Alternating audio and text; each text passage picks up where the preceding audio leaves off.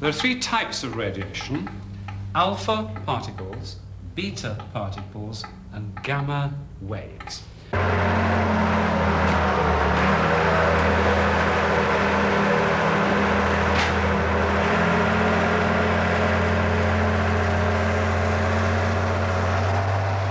In this film, we're going to look at some experiments which tell us something about a very important and interesting part of physics: radioactivity.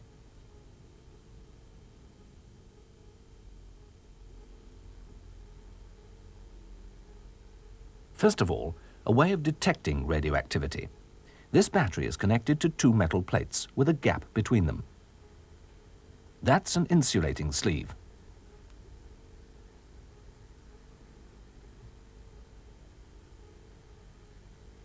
And here's one of the plates.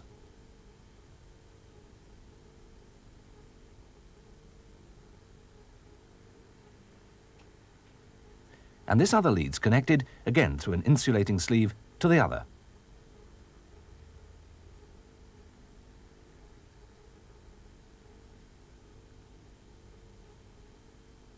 There's air, of course, between the two plates.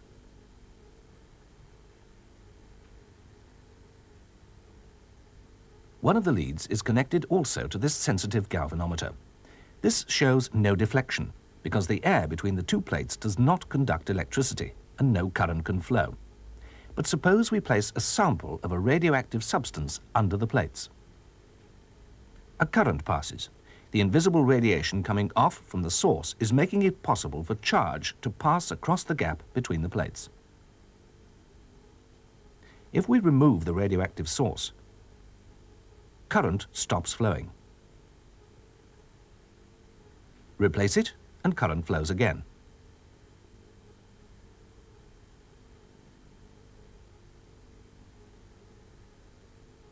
Our radioactive source, it contains a radioactive element called americium-241, is giving off charged particles called alpha particles, some of which are passing up between the plates and causing the effect we've seen.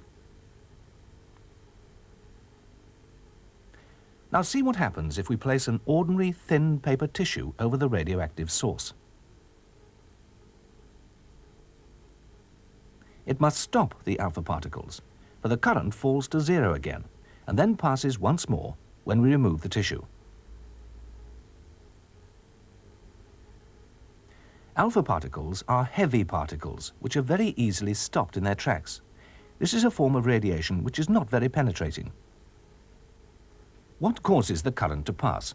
Is it the alpha particles themselves, or is it the effect they have on the air between the plates? Here's a way of finding out.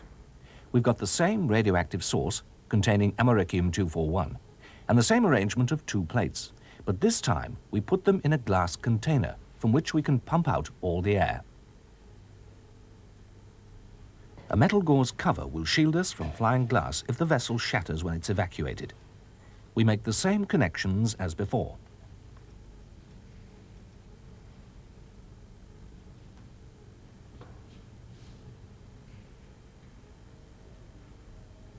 Current passes just as it did before.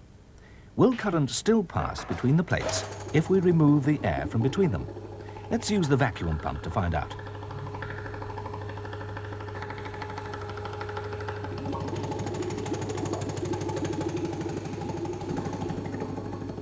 Alpha particles are still streaming off from the radioactive source, but look, the current quickly dies away. Without air present, the radiation does not cause the current to flow.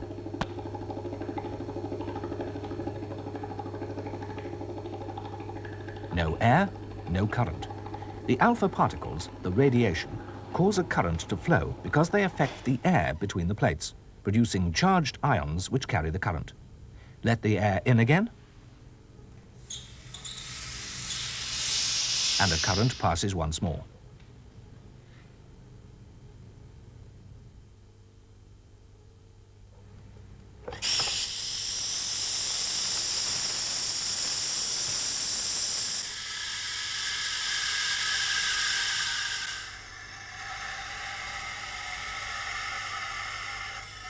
Cutting off a block of solid carbon dioxide to use in a diffusion cloud chamber.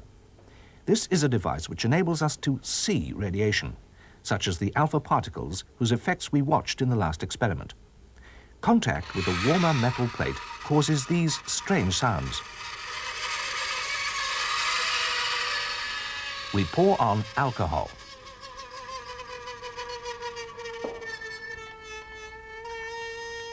A plate with a felt pad on top.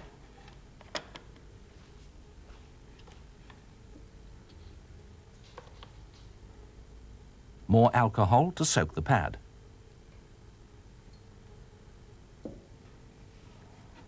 A glass cylinder.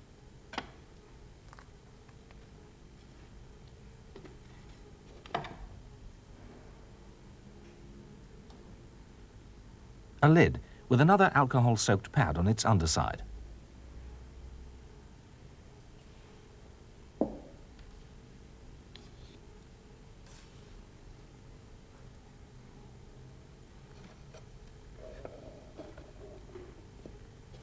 Inside this vessel, we're going to mount a rod which has some radioactive radium-224 at its tip, another source of alpha radiation.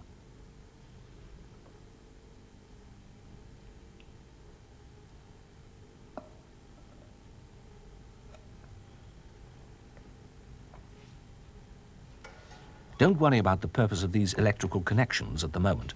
You can find out about them afterwards. A lamp is now switched on. Inside the glass chamber, it gets colder and colder as one passes from top to bottom because of the solid carbon dioxide underneath. Alcohol vapor sinks slowly downwards from the pad under the lid. The tiny invisible alpha particles streaming off from the needle hit some of the molecules in the chamber and turn them into charged ions. Alcohol condenses, forms liquid droplets on these ions, and so reveals the paths of the alpha particles. We're looking at the tracks of alpha particles shooting off at random in all directions from the radium source. The tracks sink downwards because the liquid droplets fall under gravity. Watch. This is radioactivity in action.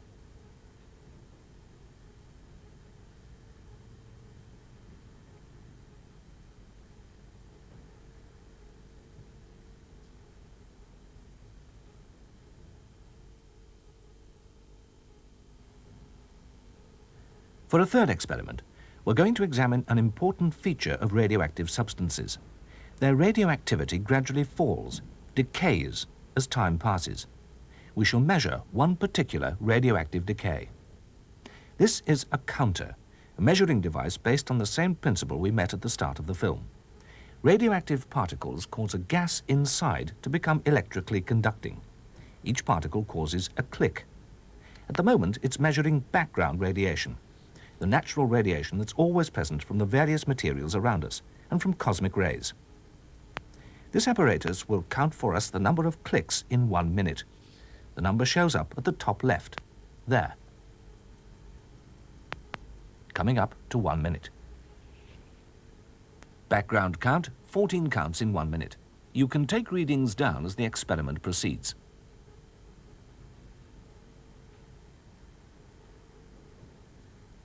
This is a neutron source, which we're using to create a radioactive element. The element indium, in the form of a metal foil, has been placed inside. Now, after several hours, it contains a radioactive isotope of indium, which gives off charged particles called beta particles, lighter than alpha particles. Listen.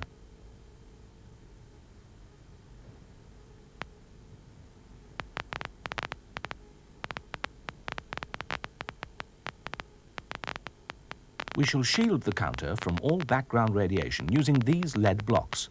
Then measure the radiation every 15 minutes as the indium decays. We start at 9 o'clock. If you want to do the experiment, make a note of this time. Now let's see how many counts there are in 1 minute. How many beta particles are given off?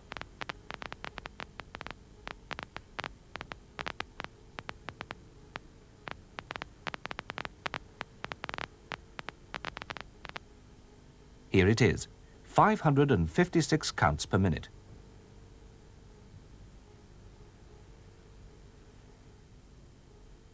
(9:15), 15 minutes later.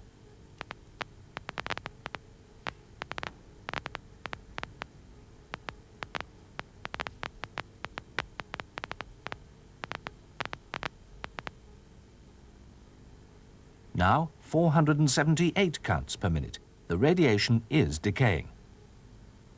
9:30.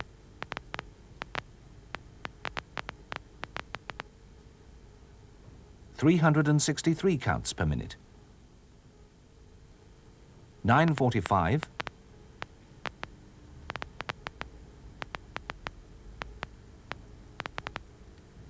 297 beta particles per minute.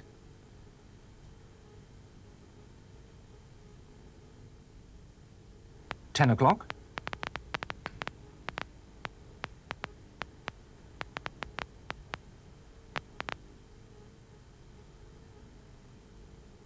263. 10:15.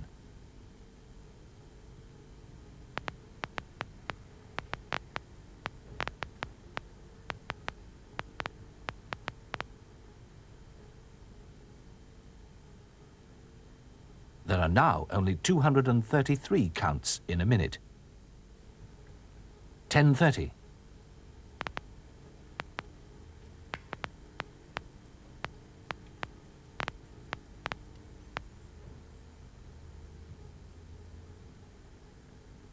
171 counts.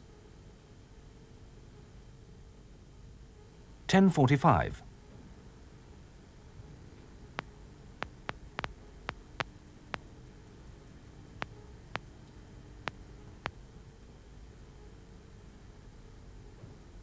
140.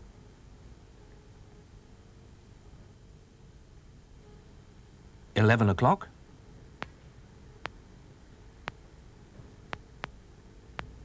'The counts have now dropped to 130 per minute.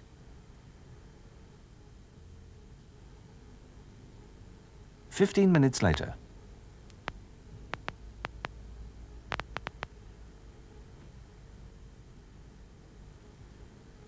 11:30.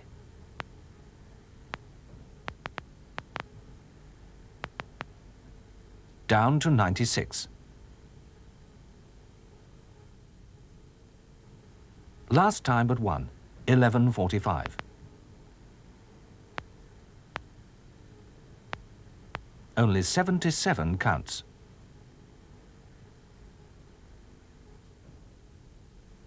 Last reading at 12 o'clock.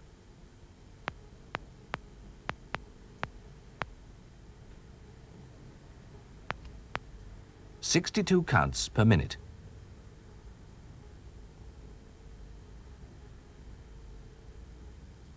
You can afterwards draw a graph using these readings to show how the radioactivity decays.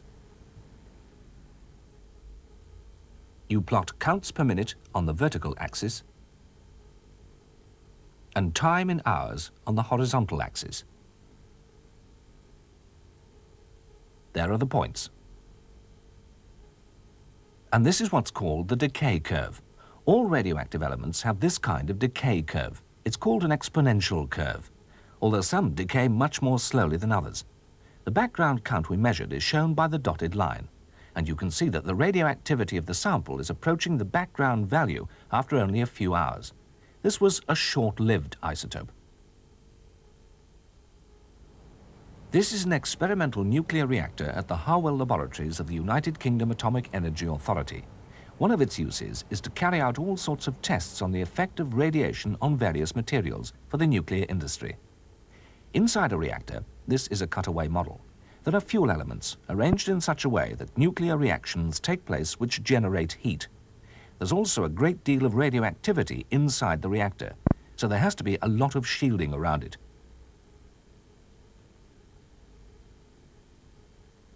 There's a 4-inch thickness of lead to stop gamma radiation, and a 6-foot thickness of concrete around that to stop the particles called neutrons from getting out.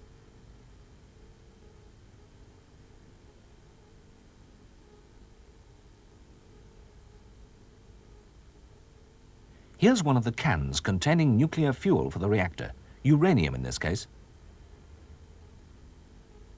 It's quite safe to handle before it's been used in the reactor. But when it's removed, because the nuclear fuel has been used up, it's a very different matter.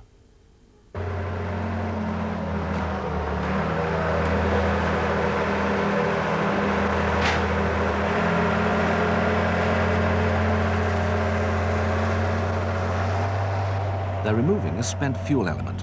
It's so dangerously radioactive that it needs this huge container, it looks like a space rocket, to carry it in. This weighs 21 tons and has thick lead and steel shielding, all to carry one of those quite small fuel cans.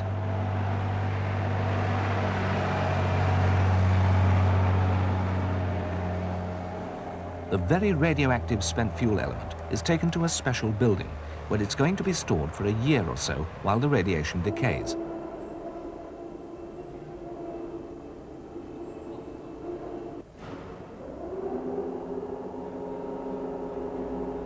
It's going to be dropped out through that small circular hole.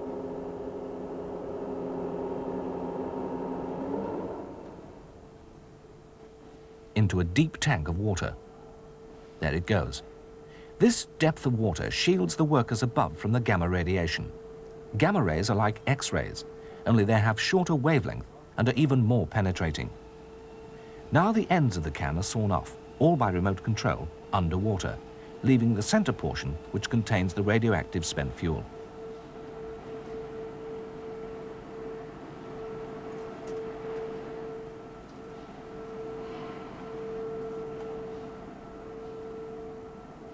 The can is now passed through to the storage pond, where it will remain until its radioactivity has greatly decayed and it's no longer so dangerous. Here it comes.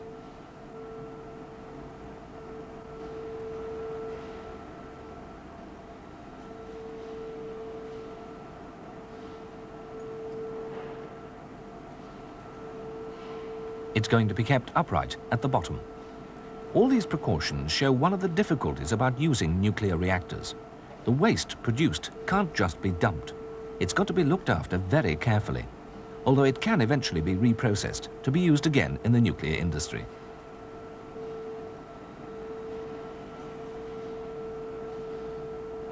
The invisible gamma rays coming off from all these decaying spent fuel elements are highly dangerous to living things. In fact, the radiation at the bottom of the pond would be absolutely fatal if we were exposed to it. This gives us a use for this decaying nuclear waste. These drums contain surgical instruments which need to be sterilized. They're things like plastic disposable syringes, for example, which would be damaged by heat treatment. They're sealed in plastic bags, then placed in the drums and lowered into the pond.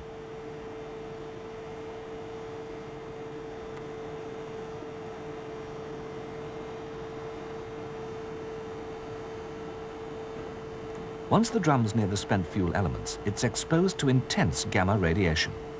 This kills any bacteria present, so that the instruments become absolutely sterile and can be safely stored inside their plastic bags until they're needed. They mustn't be left too long, however, or the radiation would damage the material the instruments are made of. Gamma radiation can harm plastic. After about 24 hours, the drum is taken out. The contents don't themselves become radioactive, and this is a very good use for gamma radiation.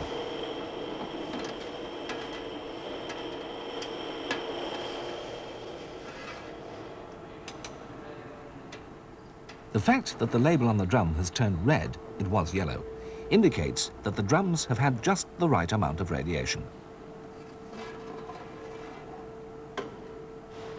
Radiation can be a dangerous thing.